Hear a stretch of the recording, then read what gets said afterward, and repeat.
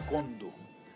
La conversación de la próxima hora va a versar sobre el tema Gabo y la política. Tenemos tres gallos finos, de los mejores, jugados en muchas plazas, y los tres conocedores a fondo por distintos motivos del personaje de quien vamos a hablar, de Gabriel García Márquez. Y uno de los temas que siempre ha suscitado más curiosidad, más habladurías e inclusive en algunos casos polémica en relación a Gabo ha sido la manera como él se ha relacionado con el poder y con la política.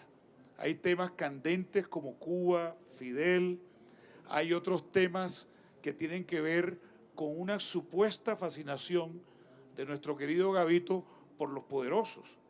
De eso se ha dicho muchas veces, el propio Gerald alcanza a decirlo en su biografía, y yo lo primero que quiero decir es que tengo la impresión de que vamos a tocar un tema que hay que reconocer que es dinámico a lo largo de las por lo menos 6 décadas de vida pública de Gabriel García Márquez.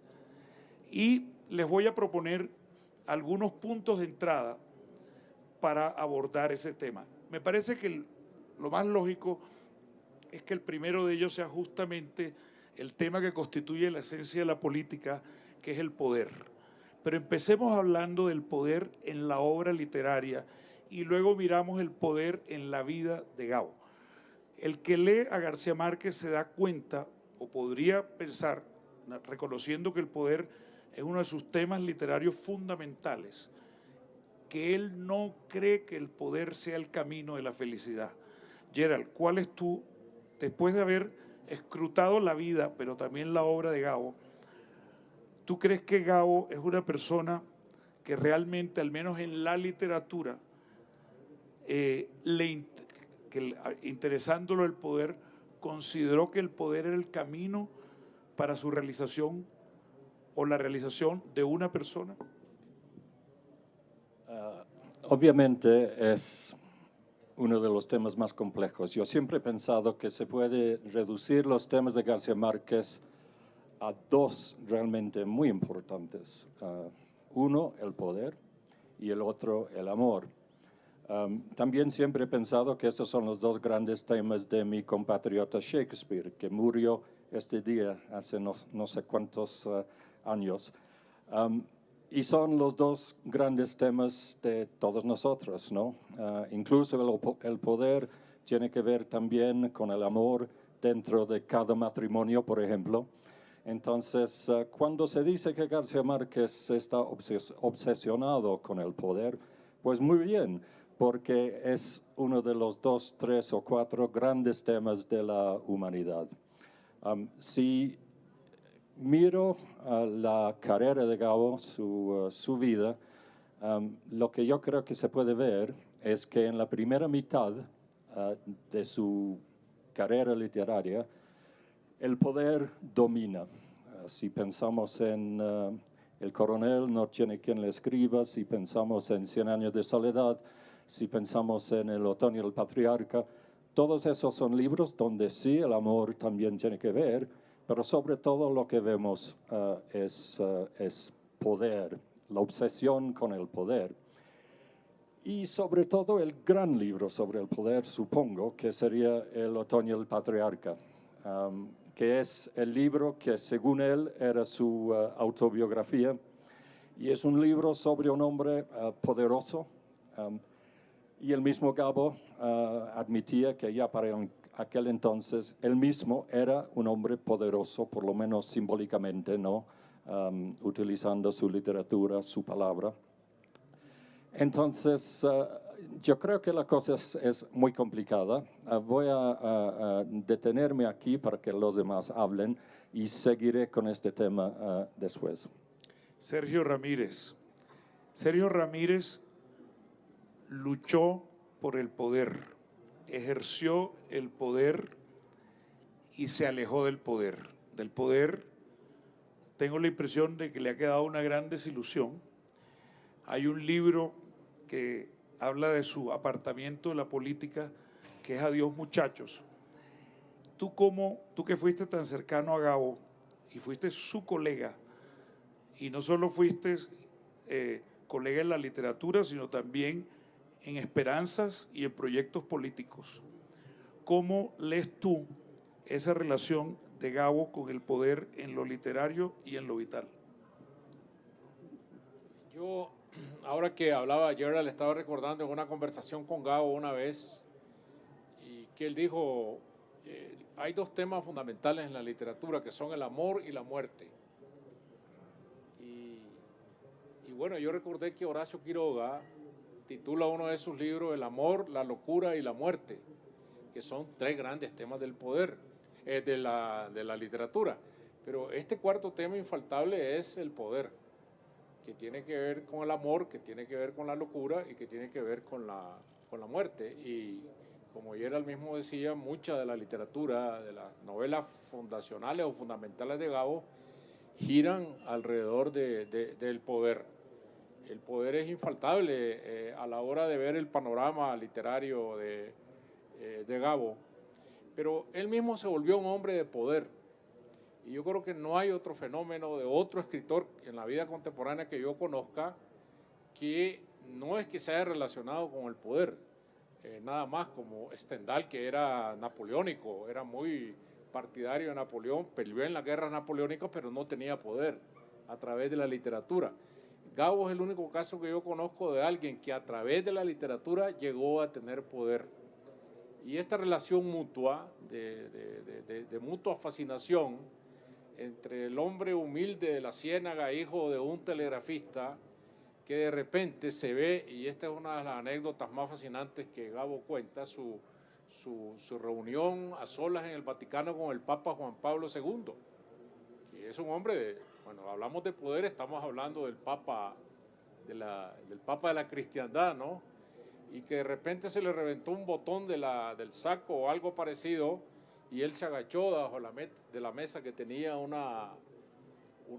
mantel a buscar el botón, y de repente buscando el botón del otro lado vio la cabeza del Papa, que se había agachado junto con él a buscar ese botón. Entonces dice que él lo que pensó fue, si mi madre me viera aquí con el Papa agachado debajo de esta mesa. Esa es una imagen para mí cabal de esta fascinación del poder, de verse como alguien que viene de la Ciénaga hasta los aposentos del Vaticano. Pero esta fascinación es mutua, porque al fin y al cabo, todos los presidentes que yo he conocido se querían relacionar con Gabo. Una vez recuerdo que Gabo llegó a Costa Rica y el presidente de Costa Rica, Rodrigo Carazo, fue él en su automóvil a traerlo al aeropuerto y a pasearse para que lo vieran al lado de Gabo. Eso es al revés de como los escritores se han relacionado siempre como el poder, como mendicantes del poder, como que necesitan dádivas o favores del poder. A Gabo lo terminaron necesitando los poderosos. Y un día recuerdo que le dije, todos los presidentes de América Latina terminan siendo expresidentes. El único que es presidente perpetuo sos vos, porque él siempre iba dejando atrás expresidentes y él siempre seguía en el poder. Plinio Puleyo Mendoza nació en medio de la política. Su padre era político, su familia era política. Él mismo fue activista político. De izquierda, por supuesto, las juventudes del MRL. Y Plinio supo combinar su profesión de periodista y escritor eventualmente con la de funcionario público. Ha sido embajador de nuestro país. Su amigo Gabriel García Márquez, a quien él conoció en Bogotá cuando estudiaba en la Universidad Nacional, pero de quien se hizo realmente amigo en París y que luego se volvió su compadre y su colega, nunca en la vida aceptó ningún cargo público y nunca en la vida que se sepa hizo activismo con la afiliación a un partido. Y tengo la impresión, por los cuentos que yo le he oído a Plinio a veces, que al principio era un poco como alejado de la política o que no le interesaba. Y sin embargo hablamos hoy en día de Gabo, y tú nos dirás ahora cómo se transformó ese muchacho tímido hacia la política en un hombre que sin nunca pasar por el poder formal tuvo un enorme poder. ¿Tú cómo describes ese tránsito? A ver, yo me temo que en este tema soy un poco un aguafiestas. A ver, ¿en qué sentido? Yo siempre vi a Gabo, cuando era muy joven, muy apartado del poder. A mí me contaba nuestro amigo común ya fallecido Luis Villar Borda, que el 9 de abril, el día del Bogotazo, lo encontró llorando y que pensé, yo no sabía que tú eras tan amigo de Gaitán. Digo, no, es que estoy llorando porque me quemaron mis manuscritos y incendiaron la pensión donde yo estaba. Entonces, efectivamente no era una persona que estuviera como nosotros, detrás de Gaitán y todo eso, nada. Y luego, cuando surgió el MRL, yo me metí mucho en eso y claro, naturalmente alrededor de la Oficina de Prensa Latina se movía toda esa gente y él lo vería también como muy, muy indiferente. Ahora bien, en su obra literaria, claro que aparece el poder por esto, pero ante todo yo lo que pienso es que él rescata recuerdos. Los recuerdos son elementos clave, esas vivencias que tuvo en su obra. Ahí aparece su abuelo, el coronel era. Coronel, sí. Coronel. Nicolás Ricardo Márquez Mejía. Exactamente, y él le hablaba naturalmente. Que había sido político. Había participado en la guerra de los 1000 días, etcétera, etcétera, etcétera. Entonces, eso forma parte de la Colombia de entonces. Yo también, mi abuelo andaba metido en problemas de la guerra civil de los 1000 días, etcétera, etcétera. Y eso le llamaba siempre la atención, no podía evitar tocar ese tema porque era un tema dominante en el país entero. Y yo recuerdo cómo nació el Otoño del Patriarca. Cuando yo lo invité a que viniera a Venezuela, nos tocó ver la caída de Pérez Jiménez, asistimos muy directamente a ese episodio, y recuerdo que fuimos a visitar el Palacio de Miraflores, donde todo el mundo podía en ese momento entrar y salir, etcétera, etcétera, y encontramos un mayordomo. El mayordomo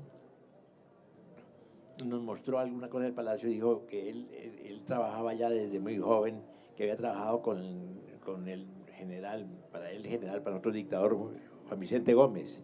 Nos mostró la pieza donde dormía. Y dijo, pero él no dormía en una cama, sino en una hamaca. Y tenía un gallo aquí y tal.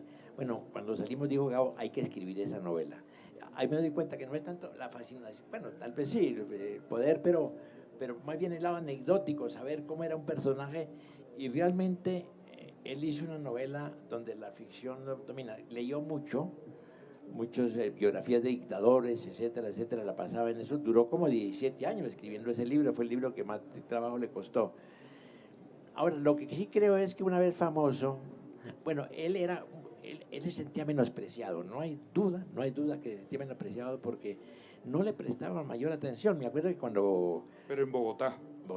Cuando Mario Vargas... En Barranquilla él era famoso desde chiquito, desde que empezó a trabajar en el Heraldo. Bueno, tal vez, pero en Bogotá que no era muy famoso. Cuando llegó Mario Vargas Llosa y ganó el premio Rómulo Gallegos, le hicieron una fiesta y nosotros fuimos, y yo me acuerdo que me senté allí con una escalera completamente olvidado porque nadie lo veía como un personaje equiparable en ese momento a Mario Vargas Llosa. Yo sí sabía que había escrito ya, me había mostrado capítulos de 100 años de soledad y me daba cuenta que venía una cosa muy grande. Ahora, cuando ya fue famoso, eso fue como ¿qué te diría yo? Como el pago de ese menosprecio, la compensación. La compensación, esa es la palabra, de esa indiferencia que tenían los poderosos con él, porque no lo toman en cuenta para nada, salvo en Barranquilla. Y entonces yo creo que fue muy sensible al hecho de que grandes personajes lo buscaran, etcétera, etcétera, etcétera. Muy bien. Y ya hablaremos del caso de Fidel Castro. Una pregunta concreta que les quiero hacer a Plinio y a Gerald.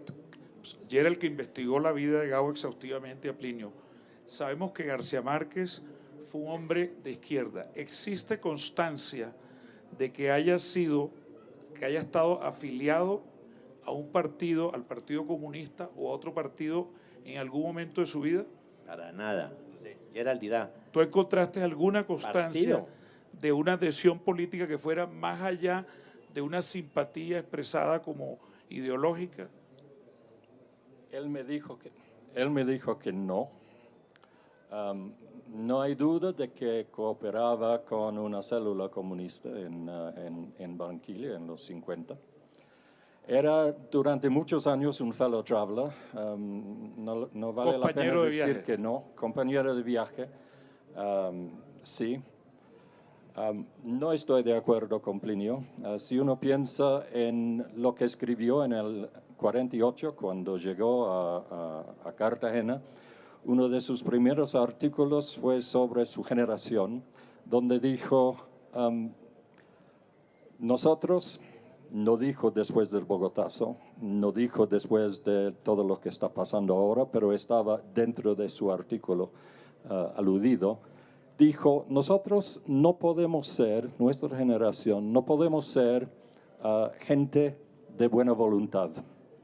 Y lo que eso quería decir, pienso yo, es que era tan difícil vivir en Colombia si uno era de su generación. Era tan difícil saber lo que iba a pasar después del Bogotazo y dentro de la violencia, que no era posible que la joven generación fuera exactamente seguidores de la democracia, digamos, tradicional de Colombia. Y lo que yo veo en García Márquez, siguiendo sus artículos, sin mencionar haber hablado con él, es un interés permanente. Si vemos las primeras novelas, son de alguna manera sobre política, no solamente sobre su propia soledad. Todos ellos son políticos desde el comienzo. Yo quiero plantearles lo siguiente. García Márquez fue un hombre profundamente crítico y esa capacidad y esa actitud crítica de él se reflejó en muchas de sus obras literarias. 100 años de soledad es una verdadera crítica histórica. Un hombre que es ajeno a la política no es tan crítico como García Márquez. ¿Y García Márquez fue crítico desde el principio hasta el final de su vida o no? ¿Eso es otra forma de hacer política? Es una historia que yo creo que es fascinante y ejemplar. Una de las cosas que más me impresionan de Gabo fue que él aprendió de cada cosa que le pasó en toda la vida. Por eso mucha gente dice que él imitaba, que copiaba, que realmente en Barranquilla copiaba a otros escritores, etc. No, García Márquez en cada momento de su vida aprendía lo que había que aprender. Él nació a la política exactamente dentro de la Guerra Fría, cuando todo se estaba construyendo después de la Segunda Guerra Mundial. Y si lo vemos después, a través de toda su vida, ese interés político existe, continúa. Lo que yo veo en él es un cambio permanente. En la primera mitad de su vida, él quería la revolución, apoyaba la revolución cubana, habría querido una revolución colombiana también, cosa que no ha pasado todavía, pero quién sabe algún día. De todos modos, en la segunda mitad de su vida, García Márquez se dio cuenta de que no iba a haber, que Cuba era la última revolución, digamos, total en América Latina, aunque obviamente apoyó a los sandinistas, y se volvió un hombre diplomático. La cuestión era evolucionar, cambiar, proteger los logros de la revolución cubana, por ejemplo, pero también ayudar tanto en Cuba como en el Caribe, como en Colombia, a conseguir la paz, ya que la guerra no estaba solucionando nada. Sergio, tú fuiste constructor de revoluciones, fuiste un hombre que hizo la lucha en Nicaragua con el sandinismo por tratar de hacer un nuevo país. García Márquez fue solidario con el proceso sandinista. Háblanos de cómo ejercía Gabo esa solidaridad y hablemos también de una faceta que yo sí creo que fue constante, que fue el antiimperialismo declarado, un sentimiento profundo de antiimperialismo que caracterizó a Gabriel García Márquez en toda su vida, lo cual no obstó, ojo, para que no considerara que Estados Unidos era un país interesante y para que por lo menos en los últimos 20 años de su vida fuera muchas veces a los Estados Unidos. Tú lo sabes porque él De hecho, viajó a Estados Unidos muchísimo y disfrutaba mucho de los Estados Unidos, de su cultura, de su literatura. Pero yo creo que desde el principio hasta el final de su vida, García Márquez fue un hombre antiimperialista y un hombre partidario de la soberanía de América Latina. Sergio. Bueno, Gerald ha dado una señal muy importante en ese sentido. La época de la juventud y inicios como escritor de García Márquez y como ser humano está marcada por el macartismo. El macartismo no fue solo un fenómeno de los Estados Unidos, de perseguir a la izquierda, sino que la inmensa mayoría de los gobiernos latinoamericanos y la inmensa mayoría de estos gobiernos eran militares, eran gobiernos macartistas. Es decir, que perseguían todo lo que volía a comunismo o a izquierda por principio. Y él estaba metido en esa ola. Es decir, si vamos definiendo por eliminación lo que Gabo era, nunca fue un hombre de derecha. Por lo tanto, fue siempre un hombre de izquierda identificado con eso que vamos a llamar antiimperialismo.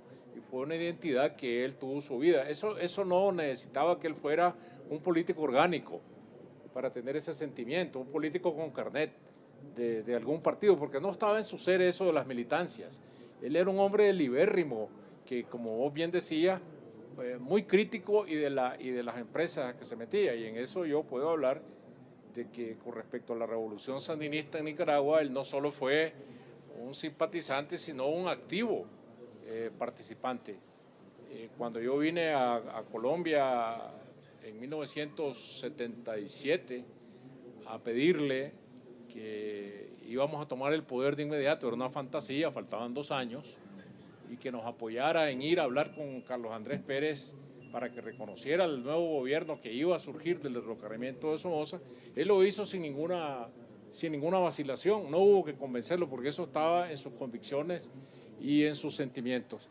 Y antes de que él se relacione con otros gobiernos civiles, digamos, su primera relación es con el general Torrijos de Panamá, que esa es una historia todavía no contada. Alguna vez él me dijo de que mucha gente pensaba que su personaje era Fidel Castro y que no, su personaje era Omar Torrijos, y que él alguna vez quería escribir sobre su relación, la relación profunda que tuvo con Omar Torrijos. Y en muchos sentidos su conexión con Nicaragua se afianzó por la conexión que Torrijos tenía con Nicaragua antes de que esta relación pasara por Cuba. Sí. De todas maneras, en la formación de García Márquez como hombre de izquierda, no cabe duda que fueron fundamentales también, de la mano de Plinio, en compañía de Plinio, los acercamientos que tuvo primero a conocer la Unión Soviética y los países socialistas, el socialismo real, y luego a ser parte del fervor, del entusiasmo que suscitó en ustedes la Revolución Cubana. Son 2 momentos contradictorios. Tú has contado, Plinio, que él no se sintió tan contento con el socialismo real, pero tú y él, en cambio, sí vivieron la ilusión de la Revolución Cubana. Sí, claro, claro que sí, pero con ciertos matices, hay que tomarlo en cuenta. Yo recuerdo que estando en París, bueno, en ese momento estaba el continente lleno de dictadores, por todas partes. Dictadores, estaba Rojas Pinilla, estaba Pérez Jiménez, estaba Odría, estaba Somoza, estaba Trujillo, estaba Batista. Bueno. Entonces, el sueño de él era el mismo nuestro, y esto no es ajeno a los sueños que todos teníamos, que eran sueños, si quieres, los puedes ubicar en la izquierda, porque pensamos en el socialismo como una alternativa distinta, porque ese mundo, además, nunca olvidamos que esos dictadores estaban sostenidos por el Departamento de Estado, por Foster Dulles. Entonces fue cuando me dijo, tendríamos que conocer el socialismo, y nos fuimos, ya lo he contado muchas veces, que nos fuimos a conocer esos países, y el desengaño fue feroz, terrible, porque comenzamos a ver la realidad en Alemania Oriental y la realidad en la Unión Soviética, en los países que estuvimos. ¿Por qué? Porque encontramos gentes que nos hablaban desde adentro.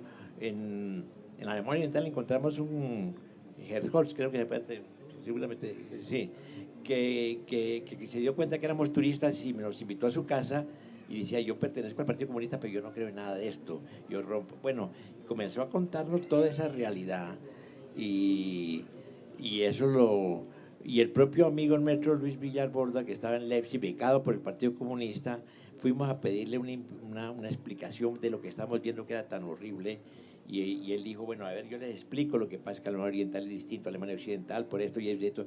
Como nos veía un poco escéptico frente a lo que habíamos visto, dijo, bueno, para hacer una síntesis, compañero, esto es una verdadera mierda, dijo así. Entonces, me acuerdo también, nunca, y lo he contado y nunca lo he olvidado, que cuando antes de llegar a Leipzig, yo iba manejando, me cansé, apagué el automóvil, me fui a caminar y él se despertó detrás de mí, maestro, soñé una cosa horrible. ¿Qué soñaste, Gabo? Soñé que el socialismo no funciona. Eso fue lo que me dijo. Entonces, llegamos y escribió ese libro, que después lo ha recogido, pero escribió ese libro.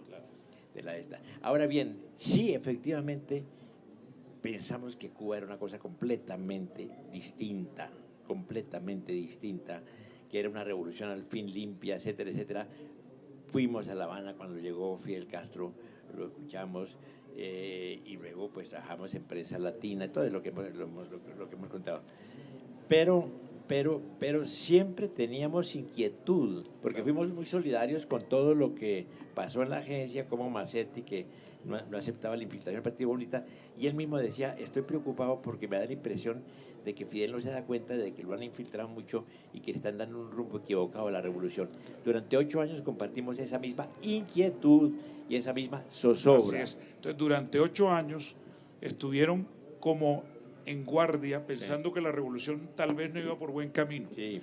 Pero hay un momento decisivo, que es la famosa carta, las 2 cartas por el caso Padilla, que dividió a los intelectuales de América Latina. Plinio lo ha contado también, firmó la primera carta en nombre de Gabo, y Gabo dijo, yo no firmé esa carta, y te pidió que informaras que él no la había firmado.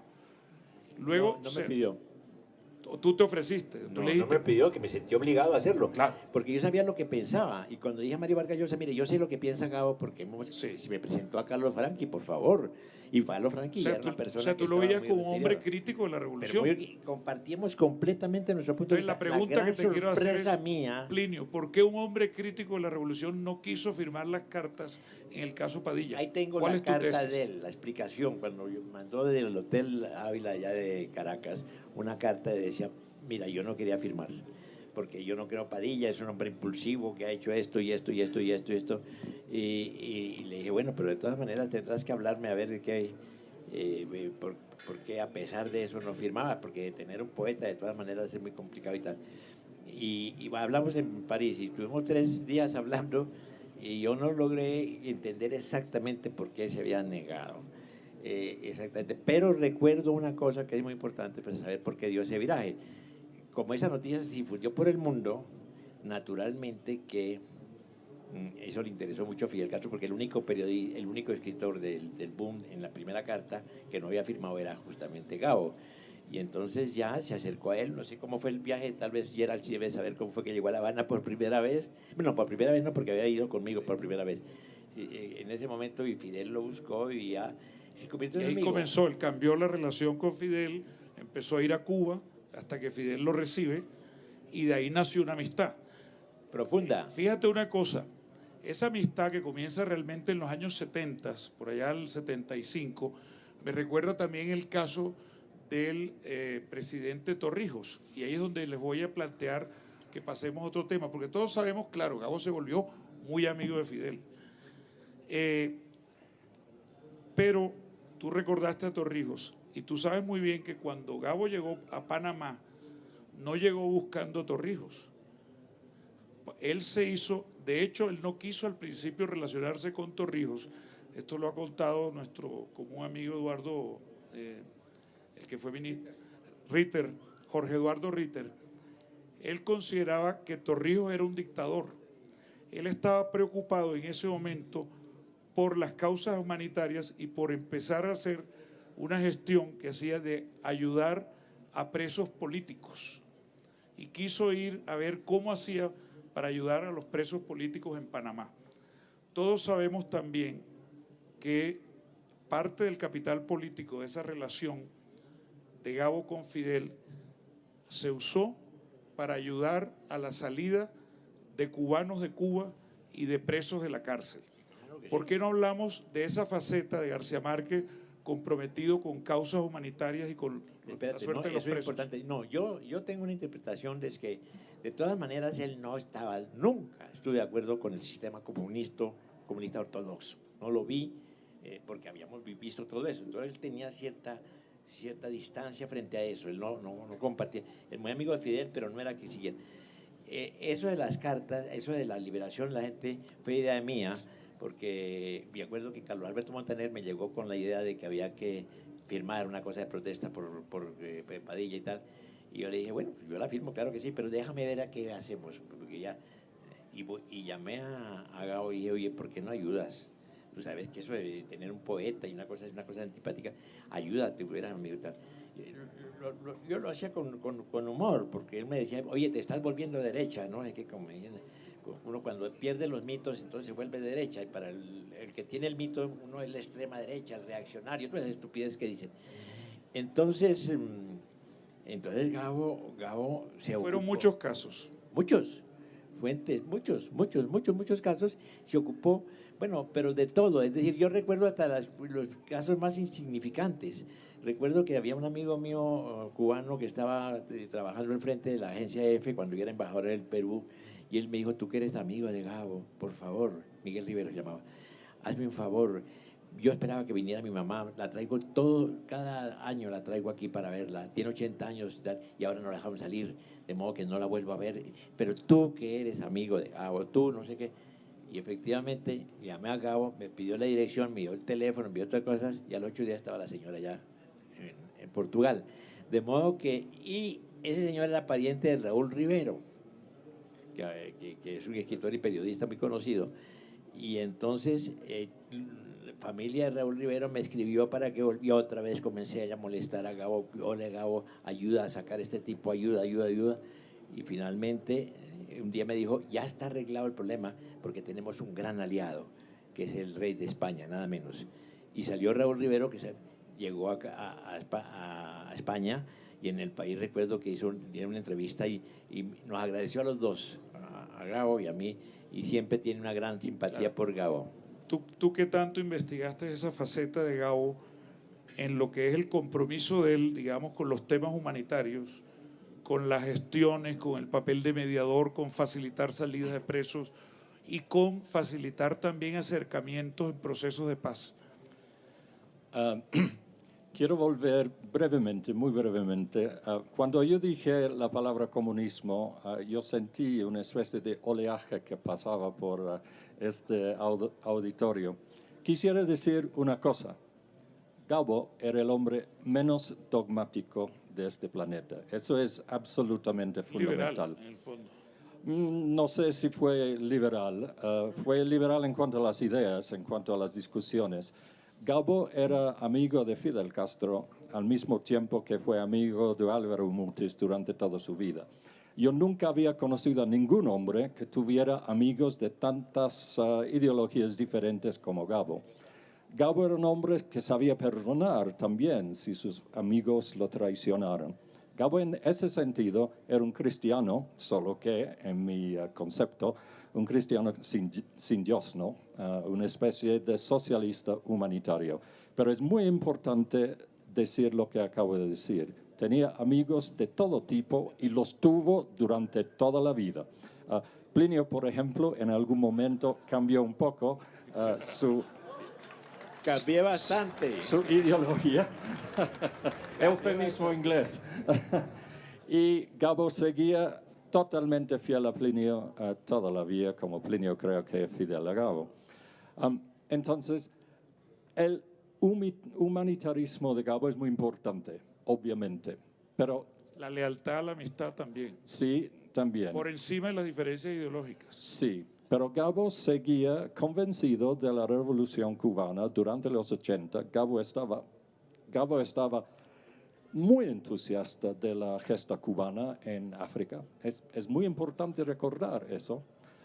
Pero después, al mismo tiempo, Gabo, siendo Gabo, le molestaba a Fidel todo el tiempo para ser primero más inteligente y después más humanitario, ¿no? Dejando salir del país a muchas personas Y que tercero, querían para que salir le del ayudara país. a montar una gran escuela de cine en Cuba. Fue el tercer uso del capital político de Gabo, creo yo, con Fidel, fue, bueno, por lo menos convirtamos a Cuba en un lugar donde promovamos algo para América Latina en el Sí. de un nuevo cine. Sí, pero lo podría haber hecho en otro país, pero lo hizo en Cuba. No, eso no lo hay que olvidar. Y la escuela de cine cubana fue una cosa que quiso hacer Gabo. Ahora, después hace una fundación de periodismo y no lo hace en Cuba. Lo hace en Cartagena, Colombia, ¿no? Por razones bastante obvias, Eso supongo. me da pie para que toquemos un punto. Yo quiero preguntarle si ustedes estarían de acuerdo con la siguiente tesis. Si hay un campo, porque es que siempre hemos hablado de periodismo, todos sabemos que García Márquez era un escritor, un hombre que quería escribir, que se encuentra afortunadamente con el periodismo, que se enamora profundamente del periodismo y que luego lo declara el oficio más bello del mundo, porque además el periodismo le sirvió para recorrer el mundo, para conocer la vida. Pero yo quiero plantearle la siguiente tesis. La manera más prolongada, constante, profunda de ejercicio de la política de Gabriel García Márquez como ciudadano fue sus 50 años de vida periodística. Su primer artículo es sobre el toque de queda, de manera poética, pero está hablando del toque de queda en un país que estaba en ese momento sometido a unas condiciones de estado de sitio y ominosas. Tiene muchos ejemplos de trabajos con carga política importante de denuncia, de sus reportajes en El Espectador. Luego tiene una fase profundamente política, que es la que él llamó de periodismo militante en alternativa.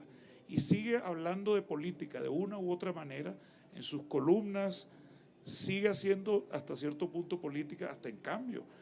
Uno de sus últimos grandes perfiles es el que hace de Chávez, el enigma de los dos Chávez, y es un artículo de análisis político. ¿Estarían ustedes de acuerdo que si en algo García Márquez fue político toda la vida es el periodismo? Sergio, ¿tú qué piensas? Yo creo que a sí. ti que te hizo unas entrevistas. Sí, pero yo creo que sí, pero antes quisiera finiquitar un poco el tema anterior, porque estamos hablando de Gabo como intermediario para sacar presos de Cuba, que no fueron pocos. Presos cubanos que no estaban de acuerdo con su propia ideología o su manera de pensar. Eso obviamente es una labor humanista. Pero no hay que olvidar que también Gabo, usando ese poder que tenía como escritor, yo vuelvo a insistir en que nadie ha tenido tanto poder gracias a ser escritor, porque su poder no venía de ninguna otra lado, sino solo de su prestigio de ser escritor. También logró sacar presos de la dictadura argentina. Claro. Es decir, porque Videla lo oía como escritor, a pesar de que hay un mar de distancia entre... Y fue a Panamá a sacar presos. Fue a Panamá a sacar presos. Y aquí el primer Comité Permanente de Derechos Humanos se creó a petición de Gabo, lo ha dicho Enrique Santos Calderón, cuando Gabo, después de que se le reprochó que hubiera destinado el dinero del premio que recibió en Oklahoma, creo, en Estados Unidos, que se lo dio al MAS en Venezuela, un partido naciente de izquierda. Ese no fue. Ahí te equivocas. ¿Y cuál? No, Rómulo Gallegos, perdón. Rómulo Gallegos. No, él cogió fue el premio de los Estados Unidos para Colombia. Pero espérate un Rómulo momentico, Gallegos porque ya que tú ese. tocas el tema, déjame explicarte cómo fue eso, porque Sí. yo lo conozco perfectamente. Sí. Gabo no quería aceptar el premio porque le tenía que dárselo a Carlos Andrés Pérez, que tenía discrepancias con la Revolución Cubana. Y me lo dijo, yo no voy a aceptar ese premio.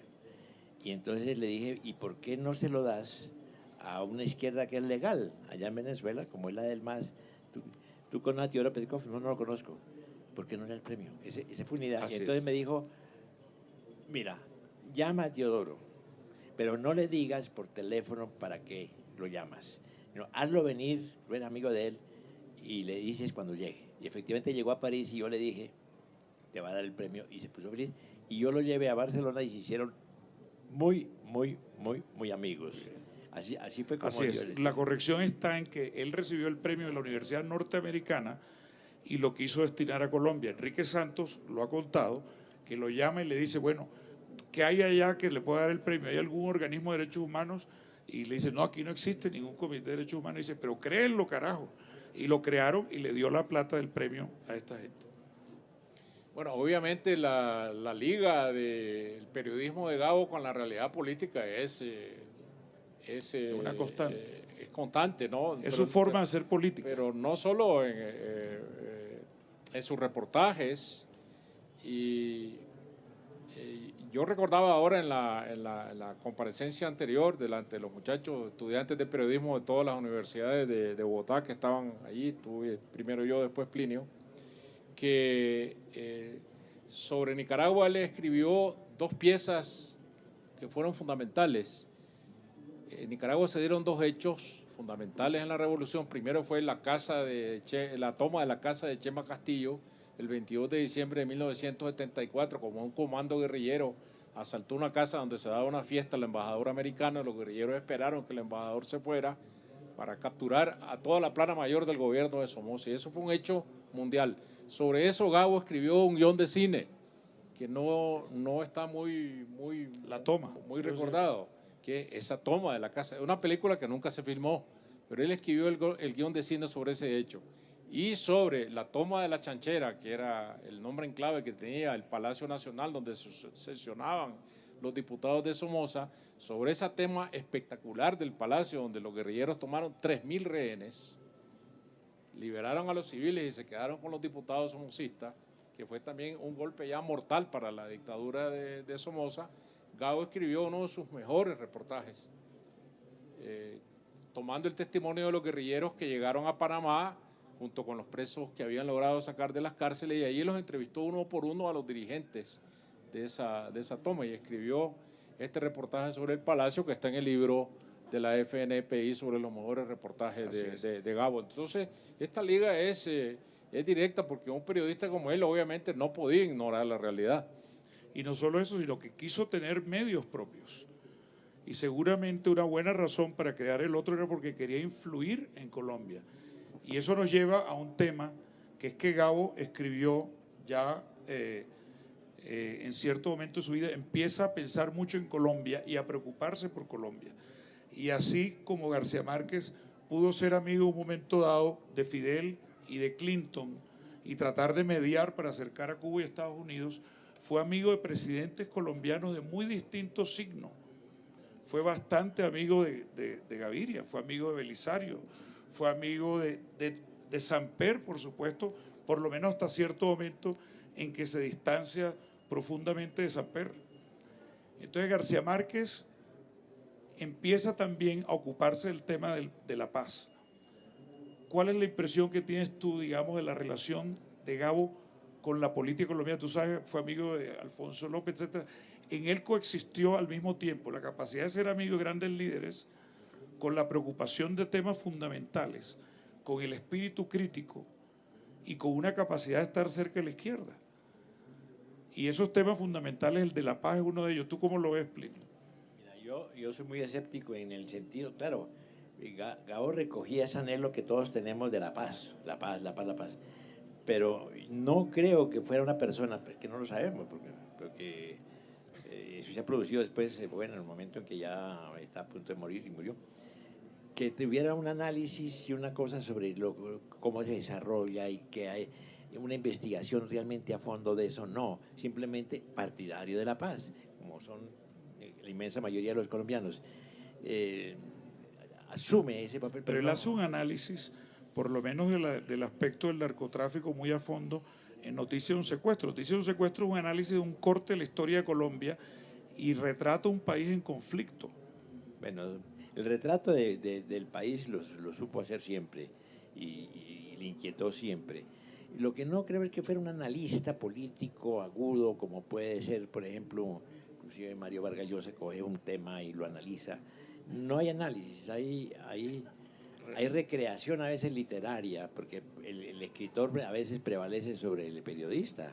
¿Tú qué piensas? En Venezuela, por ejemplo, que vivimos todo el proceso de la llegada de la democracia y tal, de pronto se escribía unos textos preciosos que me encantaban, Caracas sin agua, pero ya era una fabulación, es decir, porque había un problema ahí de restricción del agua, ¿no? Muy Gerald. Lo siento mucho, estamos en una gallera, entonces una pequeña... Eso. Polémica, que haya polémica. No voy a mamar gallo, voy a pelear un poco. García Márquez no será recordado por su periodismo, será recordado por Cien años de soledad. Si Cervantes hubiera sido periodista, todavía estaríamos leyendo El Quijote. Ahora, toda su vida en periodismo estoy de acuerdo. El periodismo es político y por eso García Márquez lo hacía siempre y lo hacía poéticamente, como tú dices. En cuanto a la paz, desde el momento en que yo lo conocí, estaba hablando de eso cada vez que yo lo vi. García Márquez siempre estaba hablando de la paz. Y deberíamos celebrar aquí y ahora dos cosas. Yo sé que las cosas no van muy bien ahora, pero García Márquez estaba trabajando desde que yo lo conocí y obviamente mucho antes por la paz de Colombia. Entonces, estamos en un momento en que eso es posible. Y también, al mismo tiempo, siempre García Márquez estaba trabajando para la paz en el Caribe. García Márquez tenía mucho que ver con todo lo que pasaba en los años, fines de los años 80, durante todos los 90, etc. Todos los políticos, cuando yo le conocí a López Michelsen en el 91, fue el primero en decirme, Gabo no nos busca a nosotros, lo buscamos nosotros a él, siempre. Yo fui el primero, y lo fue. La única excepción, y hay que decirlo porque es verdad, fue Fidel Castro, y Gabo estuvo obsesionado con Fidel Castro desde la primera mención en el periodismo en los años 50. Fidel es la única persona que no buscaba a Gabo, Gabo lo buscaba a él. Y yo mismo lo habría buscado. Yo estaba obsesionado con Fidel Castro cuando tenía 15 años. No es una cosa tan curiosa como puede parecer ahora. Fidel representaba para Gabo la dignidad latinoamericana. Y actualmente también se está haciendo la paz entre Estados Unidos y Cuba. Y si algunos de ustedes vieron ese documental que ha salido en las últimas 2 semanas en este país, finalmente, después de que tanta gente dice García Márquez realmente jugaba a la política, no sabía, era un inocente, era ingenuo, García Márquez, el mismo Bill Clinton nos dice que él y Gabo tuvieron mucho que ver con la posibilidad de llegar al fin del bloqueo y que eventualmente no fue posible. Yo creo, después de esa declaración de Clinton, nadie más va a decir que García Márquez no tenía realmente nada que ver con la paz, porque tenía mucho. Sergio. Gabo fue profundamente político, fue más un hombre de paz que un hombre de guerra. ¿Tú cómo lo ves? ¿Cómo haces tú un balance ya global de la relación de Gabo con la política y de su propia posición política? No, en primer lugar, hombre de guerra nunca pudo haber sido, ¿no? Aunque ayudó a veces a Bueno, conseguir... pero como para él veía la guerra distinta del concepto de liberación. Es decir, lo que era para él insoportable era que América Latina estuviera gobernado por gorilas. Y para él Somoza, 50 años de la familia Somoza en el poder es lo que resultaba intolerable. Y nosotros en ese tiempo lo que representábamos era la dignidad, unos jóvenes que querían deshacerse de la dictadura de Somoza y por lo tanto él a estos jóvenes soñadores le dio todo el respaldo que él pudo. Desde esta misma perspectiva que él tenía de la liberación de América Latina frente a las dictaduras y las dictaduras a su vez apoyadas por el gobierno de Estados Unidos y que esto duró hasta muchos años después. Esta es la esencia de su participación ¿Tú crees que él mantuvo su independencia y su integridad como hombre político? ¿Fue una persona realmente independiente? Yo creo que no era para mí la pregunta, ¿no? Para cualquiera. Bueno, yo creo que para él era más poderosa la figura de Fidel Castro que la figura del sistema cubano. Es decir, pesaba más en él lo que era esa idea de Fidel indudablemente, Castro pero al mismo el tiempo, sistema cubano. Y quizás por esa razón, yo una vez estuve en una especie de tertulia de Gabo con todos los grandes de la nomenclatura cubana, con excepción de Fidel. todos los demás, casi todos estaban, Piñero y muchos otros, ¿no? Y lo que a mí me sorprendió, y no creo que fuera únicamente por la relación de Gabo con Fidel, lo que me impresionó es que todos lo estaban escuchando, no con el respeto debido a un gran escritor, no con el respeto debido a un gran amigo de Fidel. Lo estaban escuchando con el respeto debido a una persona que sabía de política, que tenía muchos amigos muy importantes políticos, que había estado en muchas situaciones diferentes durante muchos años y sabían que él, en cierto sentido, tenía más experiencia y sabía más que ellos. Yo lo vi. Y esto es muy importante. Hay mucha gente que piensa que Gabo de alguna manera es una especie de soñador. Era el hombre más práctico que yo he conocido en mi vida. Mucho más que yo. Plinio, ¿qué piensas de eso? No, es posible que sí, que ciertamente lo tenga. A mí me tocó compartir con él toda la llegada de la democracia a Venezuela y realmente nunca fue indiferente. Estábamos permanentemente con todos los líderes. Inclusive trabajamos con Herrera Campins, que nos lo impusieron en la revista porque era venezolano y no querían que los colombianos escribieran sobre la política venezolana y lo conoció perfectamente, es decir, y apoyó a todos ellos, si fueran del COPEI, de Acción Democrática, porque de todas maneras era la réplica democrática a unas dictaduras y una tradición peligrosa en Venezuela. Él lo apoyó fuertemente, toda esa democracia. No alcanzó, yo creo, a ver realmente la evolución de Chávez, lo vio. Pero anunció que había que tener cuidado. Sí. Te quiero hacer una última pregunta, Plinio. Gabriel García Márquez jamás renunció a la nacionalidad colombiana. Casi siempre, mientras tuvo los medios para hacerlo, mantuvo casa en Colombia y vino prácticamente todos los años. Pero sobre todo llamaba todos los días a preguntar qué estaba pasando en Colombia. Trató de hacer medios en Colombia, fue amigo de los presidentes de Colombia, se relacionó con mucha gente de la política colombiana. ¿Tú cómo ves a Gabo en la perspectiva ya, tú que eres colombiano, cómo lo vamos a leer para la posteridad desde el punto de vista de su participación en la política colombiana? No, fue fuerte, de todas maneras inquietaba mucho. Yo hablaba con él todas las semanas y siempre estaba muy inquieto con lo que estaba ocurriendo en Colombia. Siempre. Es decir, que fuera ajeno a eso, jamás. Él se interesó mucho y pedía opiniones y oía muchas fuentes, ¿no?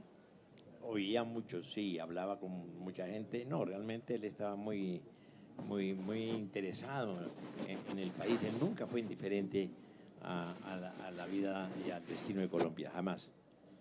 Muy bien, yo creo que ese es el balance final. Un hombre profundamente interesado en la política, un ciudadano que siempre pensó en su país especialmente, pero además amó mucho otros países.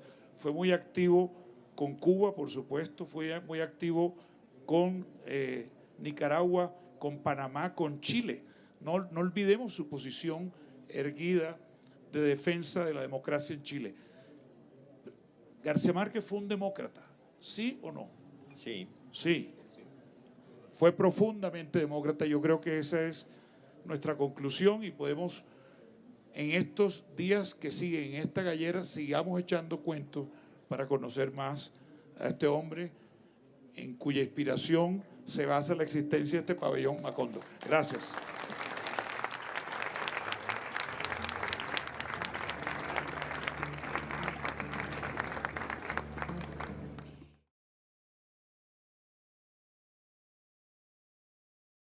¿De una persona? Obviamente es uno de los temas más complejos. Yo siempre he pensado que se puede reducir los temas de García Márquez a dos realmente muy importantes. Uno, el poder, y el otro, el amor. También siempre he pensado que esos son los dos grandes temas de mi compatriota Shakespeare, que murió este día hace no sé cuántos años. Y son los dos grandes temas de todos nosotros, ¿no? Incluso el poder tiene que ver también con el amor dentro de cada matrimonio, por ejemplo. Entonces, cuando se dice que García Márquez está obsesionado con el poder, pues muy bien, porque es uno de los 2, 3 o 4 grandes temas de la humanidad. Si miro la carrera de Gabo, su vida, lo que yo creo que se puede ver es que en la primera mitad de su carrera literaria, el poder domina. Si pensamos en El coronel, no tiene quien le escriba, si pensamos... Lo primero que quiero decir es que tengo la impresión de que vamos a tocar un tema que hay que reconocer que es dinámico a lo largo de las por lo menos 6 décadas de vida pública de Gabriel García Márquez. Y les voy a proponer algunos puntos de entrada para abordar ese tema. Me parece que lo más lógico es que el primero de ellos sea justamente el tema que constituye la esencia de la política, que es el poder. Pero empecemos hablando del poder en la obra literaria y luego miramos el poder en la vida de Gabo. El que lee a García Márquez se da cuenta, o podría pensar, reconociendo que el poder es uno de sus temas literarios fundamentales, que él no cree que el poder sea el camino de la felicidad. Gerald, ¿cuál es tu, después de haber escrutado la vida, pero también la obra de Gabo, tú crees que Gabo es una persona que realmente, al menos en la literatura, interesándolo el poder, consideró que el poder era el camino para su realización o la realización? En 100 años de soledad, si pensamos en El otoño del patriarca, todos esos son libros donde sí el amor también tiene que ver, pero sobre todo lo que vemos es poder, la obsesión con el poder. Y sobre todo el gran libro sobre el poder, supongo, que sería El otoño del patriarca, que es el libro que según él era su autobiografía, y es un libro sobre un hombre poderoso, y el mismo Gabo admitía que ya para aquel entonces él mismo era un hombre poderoso, por lo menos simbólicamente, ¿no? Utilizando su literatura, su palabra. Entonces, yo creo que la cosa es muy complicada. Voy a detenerme aquí para que los demás hablen y seguiré con este tema después. Sergio Ramírez. Sergio Ramírez luchó por el poder, ejerció el poder y se alejó del poder. Del poder, tengo la impresión de que le ha quedado una gran desilusión. Hay un libro que habla de su apartamiento de la...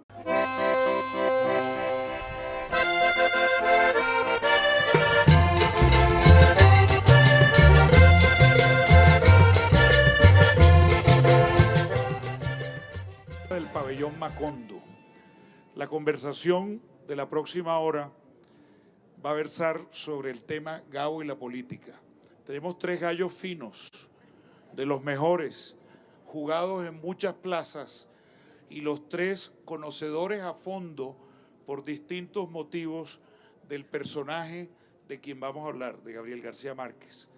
Y uno de los temas que siempre ha suscitado más curiosidad, más habladurías e inclusive en algunos casos polémica en relación a Gabo ha sido la manera como él se ha relacionado con el poder y con la política.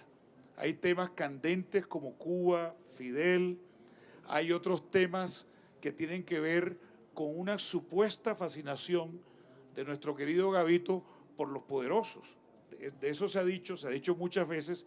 El propio Gerald alcanza a decirlo en su biografía, y yo, política, que es Adiós muchachos. Tú que fuiste tan cercano a Gabo y fuiste su colega, y no solo fuiste colega en la literatura, sino también en esperanzas y en proyectos políticos, ¿cómo lees tú esa relación de Gabo con el poder en lo literario y en lo vital. Yo, ahora que hablaba ayer, le estaba recordando en una conversación con Gabo una vez, y que él dijo, hay dos temas fundamentales en la literatura, que son el amor y la muerte.